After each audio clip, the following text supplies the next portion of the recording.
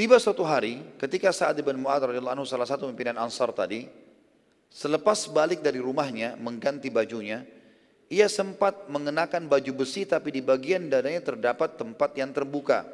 Jadi Sa'ad bin Mu'adz ini rupanya setelah beberapa hari diparit, dia izin dengan Nabi SAW, ya Rasulullah saya mau pulang ke rumah, gerah mau mandi segala macam mau ganti baju. Nabi SAW silakan, pulanglah Sa'ad bin Mu'adz radhiyallahu anhu. Waktu dia pulang ke rumahnya, rupanya dia ganti semua bajunya, dia ganti juga baju perangnya. Baju besinya di bagian dadanya ada yang terbuka, ya, tidak ada besi di situ. Pada saat dia mau balik ke parit, sempat dilihat oleh Ummul Mukminin Aisyah radhiyallahu anha. Dalam riwayat Sahih dikatakan, maka Aisyah berkata, aku khawatir baju tersebut bagian dadanya akan membahayakannya. Karena saat lewat di depan rumah Nabi SAW menuju ke parit, Aisyah sempat melihat sepintas, lalu terlihat baju perang itu. Terlihat karena orang baju perang besinya dari lehernya sampai ke terturun sampai ke perutnya, gitu kan. Maka Aisyah mengatakan, saya khawatir ini malah bisa membahayakan Sa'ad. Subhanallah, ketika Sa'ad sudah masuk lokasi parit, tiba-tiba ia terkena di sekitar dada itu sebuah anak panah yang membuatnya akhirnya terjatuh dan berdarah. Lalu para sahabat segera membawanya ke Nabi SAW. Nabi SAW lalu mencabut anak panah tersebut dan darah keluar dengan deras dari arahnya. Lalu Nabi SAW memanaskan besi yang kalau dalam istilah agama, di istilah bahasa Arab namanya kai, pengobatan kai, besi panas kemudian diletakkan di tubuh yang sakit gitu ya, dan kemudian menempelkan pada luka Sa'ad dan darah pun akhirnya berhenti pada saat itu. Nabi SAW tentu dalam riwayat membolehkan pengobatan kai tapi dijadikan pengobatan yang terakhir, nggak boleh pengobatan yang pertama. Itu ada bahasan sendiri tentang pengobatan nabawiyah. Beberapa saat dari kejadian tersebut tiba-tiba lukanya Sa'ad Ibn Mu'adz radhiyallahu anhu kembali berdarah, ya.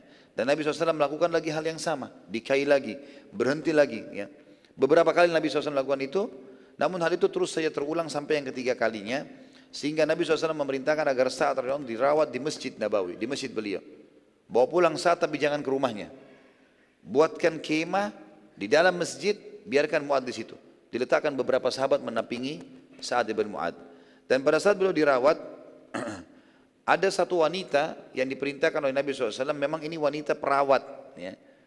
Setiap peperangan Nabi SAW, kebanyakan wanita ini ikut, namanya Nufailah. Nufailah radhiyallahu anha. Dan dia sering disebut dalam buku-buku sejarah sebagai perawat pertama dalam Islam.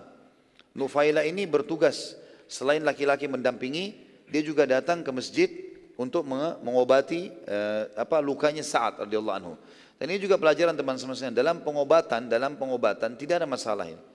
Ya, kalau misalnya ada laki-laki luka, kemudian ada perawat perempuan yang harus membersihkan luka itu, ya, tentu di sini tidak ada khalwat, tidak ada berdua-duaan.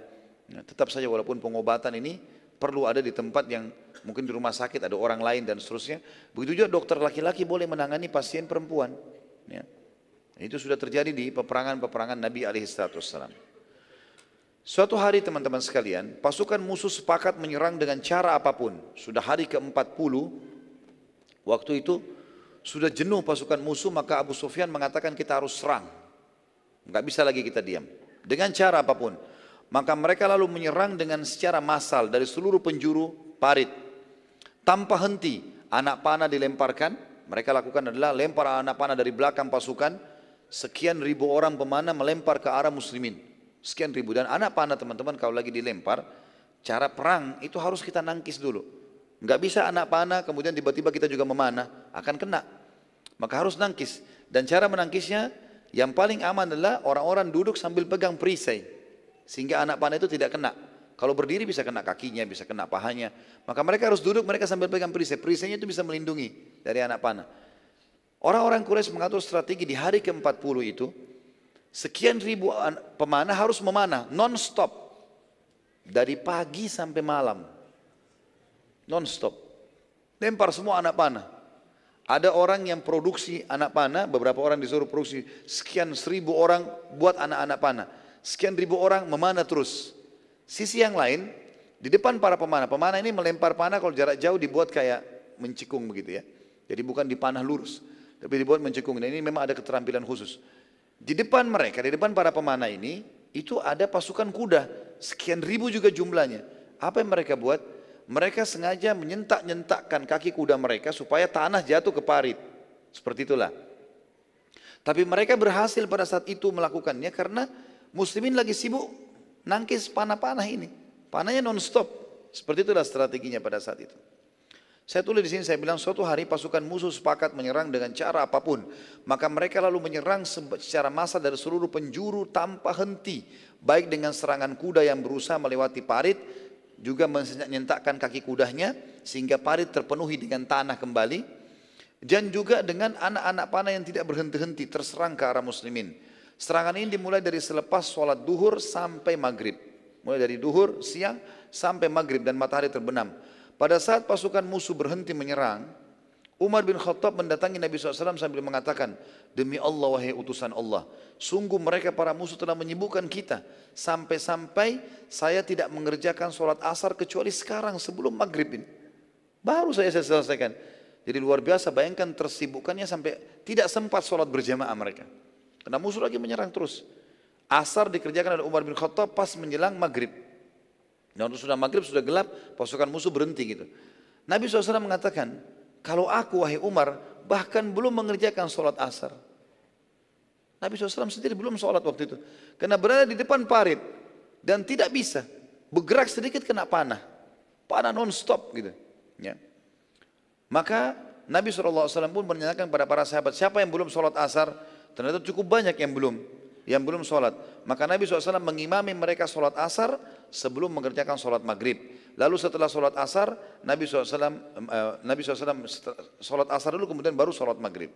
Dan kejadian ini teman-teman diambil juga sebuah hukum syar'i.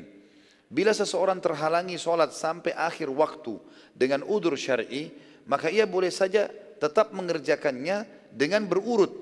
Dari yang tertinggal dahulu barulah yang telah masuk waktunya. Misal ada orang di atas kapal ombak besar terjadi. Kapal tergoncang-goncang, nggak mungkin sholat. Gimana caranya? Dia harus berpegang. Kalau enggak ini bahaya, bisa berbahaya buat dia. Misal terjadi ombak dari waktu sholat sehingga tiba waktu sholat yang setelahnya. Sekian jam, dia nggak sempat sholat. Maka dia boleh sholat ini. Nggak ada masalah. Atau ada orang pingsan. Atau dia dibius operasi. Ternyata obat biusnya tidak selesai kecuali sampai dia sadar sudah waktu sholat yang akan datang masuk. Maka boleh dia kerjakan pada saat itu. Tapi tetap berurut. Kayak kasus tadi misalnya, asar tertinggal tapi udzur syar'i. Kemudian maghrib masuk. Maka tetap asar dulu baru maghrib. Nggak boleh maghrib dulu. Tetap berurut walaupun dia sudah lewat waktunya. Tapi ini sekali lagi ya teman-teman sekalian, orang yang punya udzur syar'i. Udzur syar'i, jangan dikarang-karang.